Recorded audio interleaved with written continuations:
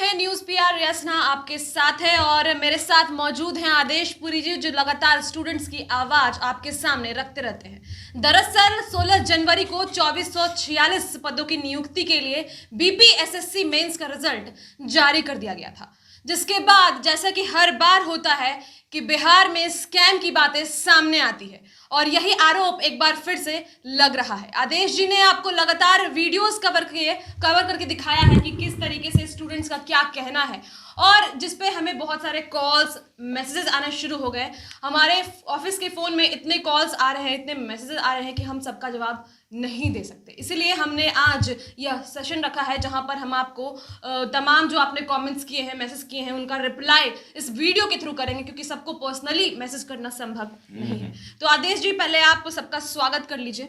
हाँ, बहुत बहुत धन्यवाद। और लगातार कॉल आ रहे हैं, आपके मैसेज आ रहे हैं, जवाब हम नहीं दे पा रहे हैं। और सभी ज़्यादातर लोगों का यही कहना है कि मैंने ज़्यादा अटेम्प्ट किया था, कट ऑफ उससे कम है, लेकिन फिर भी रिजल्ट नहीं है जी। तो इसका तो सबसे पहला तो मैं यही आपको कहूँगा कि आप जो है एक लिखित आवेदन दीजिए बीपीएसएससी में, कि हो सकता है कि टेक्निकल फॉल्ट रहा हो या फिर से अच्छे से कॉपी नहीं जांच हो पाई हो। लेकिन हजारों लड़के अभी तक हजारों लड़के जो हैं ऐसी बातें कर रहे हैं, तो दो चार लड़कों के साथ हो सकता है ऐसा, लेकिन हजारों के साथ ऐसा प्रॉब्लम आ रहा है।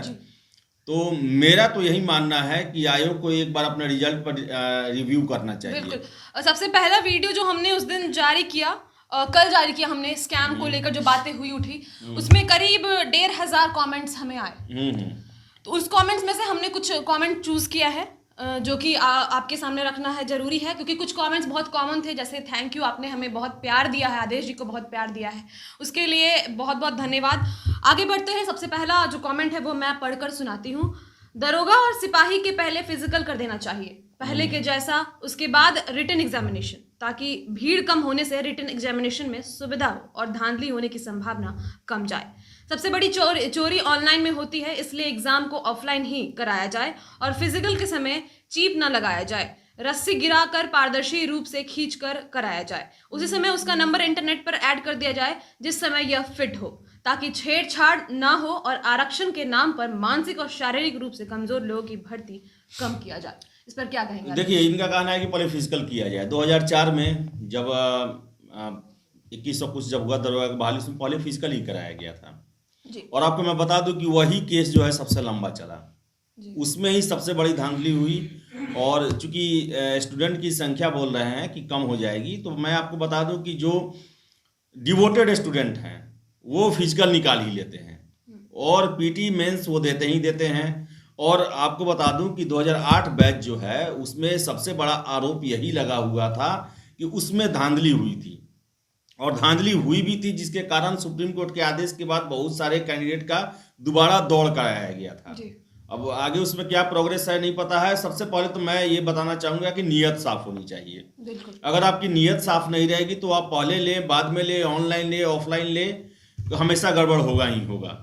तो मैं तो सीधी आयोग पे आरोप नहीं लगाऊंगा, लेकिन आयोग में कुछ ऐसे लोग हैं जो कि इस परीक्षा को विवादित बनाने का प्रयास करते हैं, या फिर उनके कोई निजी लाभ होते हैं उनको वो परिपूर्ण करना चाहते हैं, जिसको लेकर ही ये बहाली प्रक्रिया जो है हमेशा विवादों में रहती है जी। और बाकी रहा कि आपने बताया कि फिजिकल में चिप होना चाहिए, ये सब तो मैंने नियत की बात की। अगर नियत ठीक रहेगा तो वो एग्जाम किसी भी तरह सही होगा। खराब रहेगा तो आप दुनिया के सबसे लेटेस्ट टेक्नोलॉजी अपना लें, कितना भी प्रयोग कर लें, वो गड़बड़ होगा ही होगा जी। ये कमेंट किया था यशपाल राणा ने। यशपाल राणा जी, आपका बहुत बहुत शुक्रिया। दूसरा कमेंट है शिवांगी सिंह के द्वारा। उन्होंने लिखा है, बेकार बात है, मेरे सर्कल में ऐसे 9 कैंडिडेट्स का सिलेक्शन हुआ है जो काफ़ी मेहनती हैं और टेस्ट में अच्छा प्रदर्शन करते थे। दो थोड़े कमज़ोर थे, उनका नहीं हुआ। बकवास खबर मत फैलाओ, आरजेडी के चमचे हो। मेहनती लोगों को ऐसे वीडियो में कितना कष्ट होगा, इसका अंदाजा तुम जैसे बेकार लोग नहीं कर सकते। एक सीरीज में 6-7 लोग अगर सफल हो जाए तो क्या हो गया, क्यों गंद फैला रहे हो। तो ये एक तरह से हेट कमेंट हमें मिला है, क्योंकि हम लगातार आवाज उठाते हैं। देखिए, अच्छी बात है और मेरी शुभकामनाएं हैं उनको और उनके साथी और उन सभी लोगों ने निकाला है। और भगवान करे कि ऐसा ही कमेंट हम ही सब लोग को आता कि भाई मेरे साथ अन्याय नहीं हुआ। लेकिन यहाँ पर सैकड़ों और हजारों छात्र अभी तक 2 दिन में ये रिव्यू आ चुका है कि मेरे साथ ऐसा हुआ है। तो हम कोई ये नहीं फैला रहे हैं कि ये ऐसा हुआ है, हम तो उनका आवाज उठा रहे हैं जो ऐसी बातें बोल रहे हैं, जो मैसेज कर रहे हैं, कमेंट कर रहे हैं, फिर से आयोग के गेट पे जा रहे हैं ये बताने के लिए कि मेरे साथ अन्याय हुआ है। हमारे पास हजारों स्क्रीनशॉट्स हैं, हजारों मैसेज हैं जो इस बात को प्रूफ करती है कि किस तरीके से बच्चे इस जो ये आया है रिजल्ट में धांधली की बातें उसका सामना कर रहे हैं। आप आयोग के गेट पे जाइए, वहां देखिए क्या हाल है, आप लोगों से मिलिए, बातें करिए, तब पता चलेगा क्या और मैं एक और चीज आपको बता दूं कि ऐसे ही हुआ था पिछले साल पीटी के समय में, जब छात्र आंदोलन कर रहे थे तो मेंस में जो सिलेक्टेड लड़के थे वो ऐसी ही बातें कर रहे थे और हम लोग पर भी आरोप लगा रहे थे कि हम लोग भी हैं किसी का एजेंट बन के काम कर रहे हैं और अफवाह फैला रहे हैं। और आज वही लोग बोल रहे हैं कि हमने उस समय गलती किया था, हमें जो है कभी भी जो भी गड़बड़ी हो उसके खिलाफ बोलना चाहिए, भले वो उससे आपका अहित क्यों ना हो रहा, क्योंकि अगर वो कुछ गड़बड़ होगा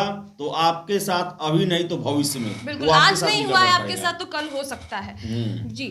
तो चंदू जी ने ये कमेंट किया है कि नीतीश चाचा हमें भी तो बताते कि कितना पैसा लगेगा तभी तुम लोग को रिजल्ट होगा, नहीं तो नहीं होगा। इस पे क्या कहिए? देखिए इसमें आरोप जो है वो तो आरजेडी भी लगा रही है और वह तो नाम खुल के एकदम उनका ट्वीट जो परसों का था कि आरसीपी जी परीक्षा लेने की क्या जरूरत थी, आप डायरेक्ट बहाल कर देते हैं जी। और यहाँ से एक और सवाल उठ रहा है, जातिवाद की भी बातें सामने आ रही है। जातिवाद देखिए ये सब आरोप हैं और ये जब तक फैक्ट नहीं आएगा तब तक इसके बारे में कुछ कहा नहीं जा सकता है।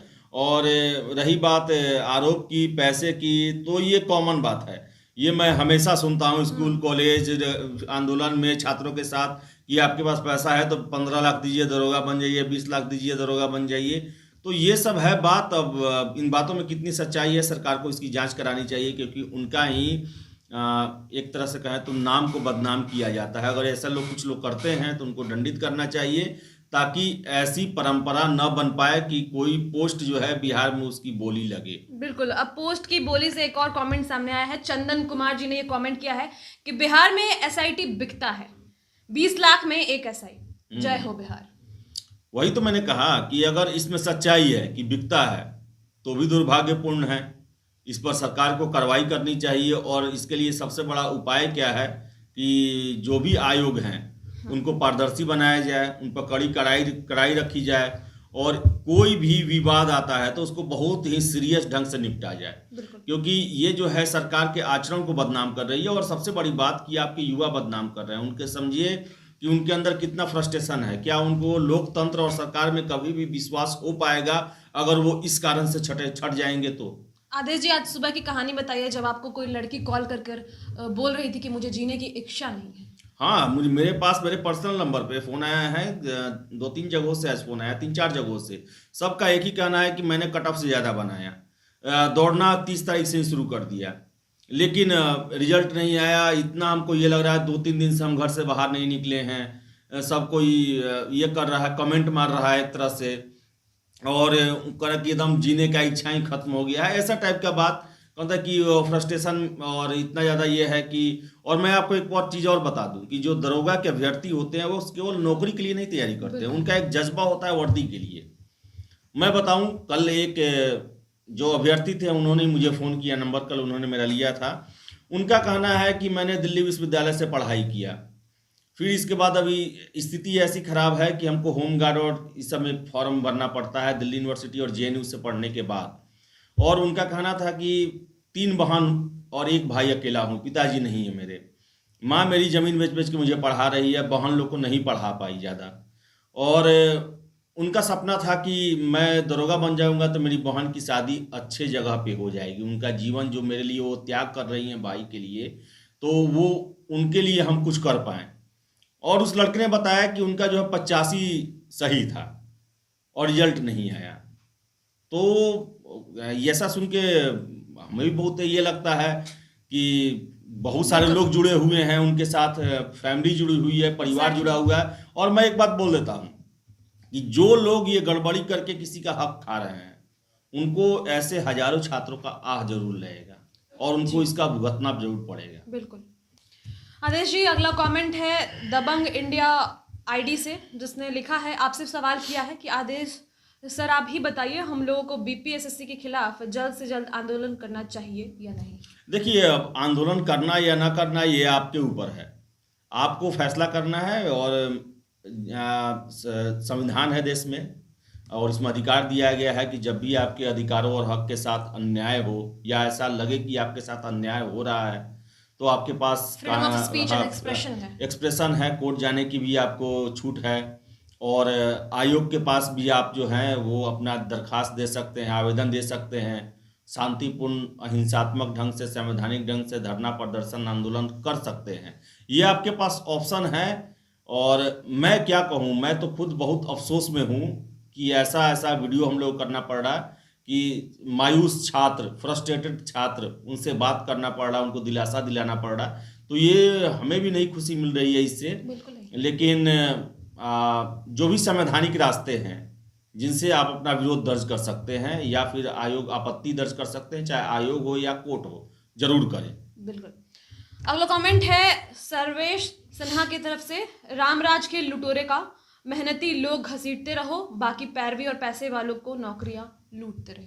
हाँ, मुझे भी ये कमेंट आया था कि हर बहे से खर खाए बकरी अचार खाए कि मतलब कि हम लोग जो मेहनत कर रहे हैं, ठंड में सुबह दौड़ रहे हैं और लॉज में लॉकडाउन में रह के तैयारी किए, दिन रात एक किए, हम लोग बाहर हो गए और पैसे वाले सिलेक्ट हो गए।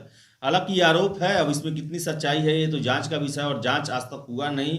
और जांच होगा तब भी आयोग में अगर कुछ गड़बड़ होता है तो वो पता चलेगा। और सरकार को जांच करवाना चाहिए, क्योंकि सबसे बड़ा जो इसमें दाग जो है वो सरकार पे लगता है, सरकार के आचरण पे लगता है, सरकार की भर्ती प्रक्रिया पर लगता है, सरकार के जो ईमानदारी है उस पे लगता है। तो बिना जांच के ये संभव नहीं है, और जो भी बदनाम करते हैं उनको कठोर सजा मिलनी चाहिए। बिल्कुल। एक और लास्ट कमेंट मैं पढ़ना चाहूँगी, उसके बाद एक व्हाट्सएप मैसेज हमें जो आया है उसकी कहानी मैं बताऊँगी। तो लास्ट कमेंट है सत्यजीत पांडे जी की तरफ से। उन्होंने लिखा है कि बिहार की दुर्दशा का एक चित्रण। एक समय था जब अपने यहाँ दुनिया का सबसे गुणवत्ता वाला विश्वविद्यालय नालंदा था, और आज वो समय है जब उच्च गुणवत्ता वाले कुर्सी कुमार जैसे नेता हैं। हाय रे अपना बिहार, जाने ये कब दुनिया की रेस में दौड़ेगा। देखिए, बिहार के पास बताने के लिए अपना इतिहास के अलावा कुछ नहीं है। बिल्कुल। और ये सबसे बड़ा सच्चाई है, और यही कारण है कि हम हर एक राज्य पर जाके भार बनते हैं। भले हम कितना भी तर्क दे दें, लेकिन बाहर में जो किसी राज्य में हम लोग जाते हैं तो वहाँ हम लोग के साथ अच्छा बर्ताव नहीं होता है, अच्छी नज़र से लोग नहीं देखते हैं, वेलकम लोग नहीं करते हैं। एक यही बिहार था जहाँ पर पहले चीन से फाहियान, वेनसांग ये लोग आए पढ़ने के लिए। हजारों छात्र बाहर से आते थे, हजारों लोग बाहर से आते थे। लेकिन आज बिहार के सामने ये स्थितियाँ ऐसी नहीं है कि हम जो बिहार का जो इतिहास है उसको आगे कर सकें। तो ज़रूरत है, और लीडरशिप चाहे तो ऐसा कर सकती है। लेकिन लोकतंत्र आने के बाद क्या यही आज़ादी हमने, इसीलिए हमारे जो पूर्वज थे लड़े थे कि ऐसा ही दिन आए कि हम देश में पिछड़ते चले जाएं, और जो हमारा इतिहास है वो इतिहास बन के ही रह जाए, उसे हम भविष्य में नहीं अप्लाई कर पाएँ। तो ये सब जो इतिहास की बातें हैं, जब तक सरकार और हम नहीं चाहेंगे तब तक नहीं पूरा होगा। अब सरकार नहीं करेगी तो हमें करना पड़ेगा, लोगों को सामने आना पड़ेगा। एक लास्ट व्हाट्सएप मैसेज जो हमें आया है हमारे ऑफिस के फ़ोन पे, वो मैं पढ़कर सुनाती हूँ। उनका नाम मैं नहीं बताऊंगी, लेकिन आगे बढ़ती हूँ। बोले मेरे गांव के बगल में एक सेटर है जो 2 साल से बिहार पुलिस फॉरेस्ट गार्ड में, पिछले बहाली में मेरे घर के बगल के लड़के का लगभग बिहार पुलिस में 17 और फॉरेस्ट गार्ड में 44 किया था। इस बार अभी जो बहाली है इसमें लगभग 200 बिहार पुलिस का रिजल्ट दिया, उस सब का दौर भी हो गया है। और इस बार पुनः फॉरेस्ट गार्ड में भी लड़का सब से 15 लाख लेकर यह काम हो रहा है। यह काम सब अंदर से गोला रंगवाया जाता है। अभी तक लड़का सेटिंग से 200 के आसपास जॉब दिला दिया है। अगर मेरे पर आपको विश्वास नहीं है तो बोलिए हम क्या कर सकते हैं आपको, प्लीज़। लेकिन मेरा नाम लीक नहीं होना चाहिए, क्योंकि हम लोग खुद पढ़ने लिखने वाले लड़के हैं। उसका गांव सब कुछ मेरे घर के बगल में है। हम ऐसा इसलिए बोलते हैं कि पढ़ने लिखने वाले को जॉब हो ना हो, बिना पढ़ने वालों को वैसे बहुत दिन से ये बोलना चाह रहे थे, लेकिन धीरे सेटिंग का काम अभी इतना हो रहा है कि अब बर्दाश्त नहीं हो रहा है। सेटिंग का काम हो रहा है, इसमें कोई दो राय नहीं है, क्योंकि बिहार पुलिस सिपाही का जो है वो भर्ती चल रहा है। 350 से ज़्यादा लड़के पकड़े गए हैं, और पीटी परीक्षा में ही देखे कितने मुन्नेबाज पकड़ाते हैं हर एक एग्जाम में बिहार के। तो सेटिंग का तो धंधा चलता है, अच्छा चलता है, बहुत बड़ा रैकेट है उनका, वो लोग करते हैं।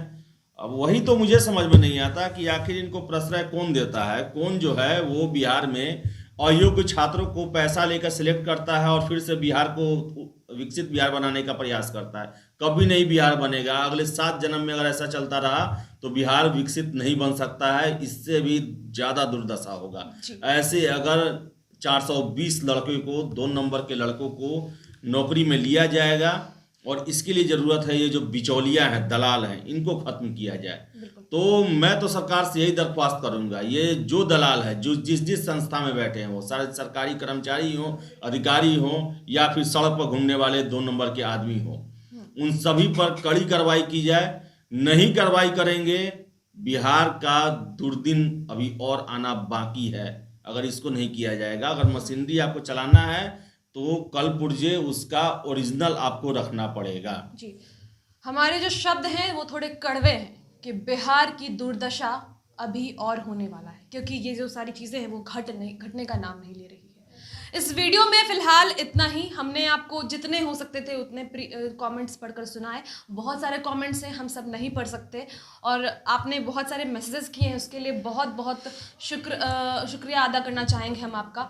लेकिन यह भी कहेंगे कि हमारे साथ आप जुड़े रहें, मैसेज करते रहें, आपको हम जितना हो सके रिप्लाई करने की कोशिश ज़रूर करेंगे। बाकी आदेश जी आपके साथ जुड़े रहेंगे, आपके हक की लड़ाई के लिए हम हैं, हमेशा रहेंगे। एक और बात हम कहना चाहेंगे कि लगातार आप हमें इतना प्यार दे रहे हैं और आप चाहते हैं हमसे डायरेक्टली जुड़ना, इसके लिए आज हम 2 बजे यूट्यूब पे लाइव आएंगे और आपको सारी जो आपकी बातें आप ऑनलाइन, मतलब लाइव के दौरान ही आप कॉल कर सकते हैं। नंबर आपके जो स्क्रीन है उस पर दिख रहा है, उसी नंबर पर आप कॉल करिए और हम लाइव आपके सवालों का जवाब देंगे उस लाइव वीडियो में। आज 2 बजे कॉल करें आप हम आपसे बात करेंगे लाइव। बहुत बहुत शुक्रिया।